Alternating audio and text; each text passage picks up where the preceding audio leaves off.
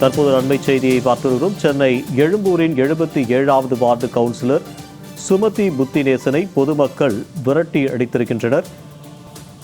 Chennai எழும்பூரின் 77வது ward councillor Sumathi புத்தநேசனை அப்பகுதி பொதுமக்கள் விரட்டி அடித்திருக்கின்றனர். 4 ஆண்டுகளுக்கு பின்பாக தொகுதி மக்களை பார்வையிட வந்த திமுக கவுன்சிலரை அப்பகுதி மக்கள் விரட்டி அடிக்கும் அந்த காட்சியினை பார்த்து வருகிறோம்.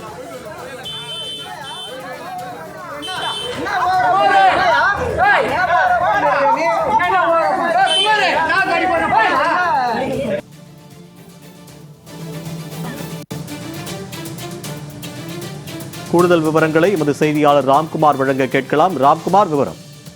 ஸ்ரீதர், சென்னை மட்டுமில்லாமல் தமிழகம் முழுவதும் திமுக உள்ளாட்சி பிரதிநிதிகள், சட்டமன்ற உறுப்பினர்கள், நாடாளுமன்ற உறுப்பினர்கள் என அனைவரையும் பொதுமக்கள் விரட்டி அடிக்கும் சம்பவங்கள் தொடர்ந்து அதிகரித்து வருகிறது. இந்த நிலையில் சென்னை மாநகராட்சிக்கு உட்பட்ட எழும்பூர் சட்டமன்ற தொகுதி 77வது வார்டு கவுன்சிலர், அதாவது காங்கிரஸ் கவுன்சிலர் சுமதி சிவநேசன், புத்திநேசன் மற்றும் திமுக நபர்கள் இன்று அதாவது காட்டு நல்ல தம்பி தெரு, அதே போல தட்டாங்குளம் உள்ளிட்ட பல்வேறு பகுதிகளில் பொதுமக்கள் குறை கேட்க வந்திருக்கிறார்கள். கடந்த 2021ஆம் ஆண்டு உள்ளாட்சி தேர்தல் முடிந்த பிறகு இதுவரை இந்த பகுதிக்கு யாரும் வரவில்லை. கடந்த 2 ஆண்டுகளாக பெய்த மழை வெள்ளத்தின் காரணமாக அந்த தட்டாங்குளம் மற்றும் காட்டு நல்லத்தம்பி தெரு உள்ளிட்ட பல்வேறு தெருக்கள் மழை வெள்ளத்தால் பாதிக்கப்பட்டது.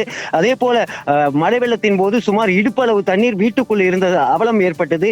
ஆனா அப்போதெல்லாம் வராத திமுக கவுன்சிலர்களும் சரி, அதே போல கூட்டணி கட்சி கவுன்சிலர்களும் சரி யாரும் வரவில்லை. தற்போது நாங்கள் சரியாக இருக்கும்போது இந்த பகுதிக்கு ஏன் வருகிறீர்கள் என சொல்லி சுமதி புத்திநேசன் மற்றும் திமுக நிர்வாகிகளை பொதுமக்களை விரட்டி அடித்துள்ளனர். இந்த சம்பவம் பெரும் பரபரப்பை ஏற்படுத்தியிருக்கிறது.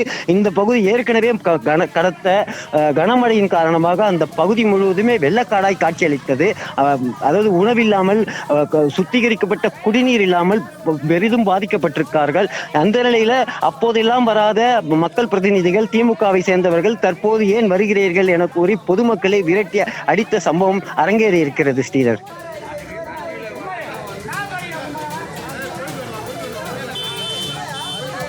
விவரங்களுக்கு நன்றி ராம்குமார்.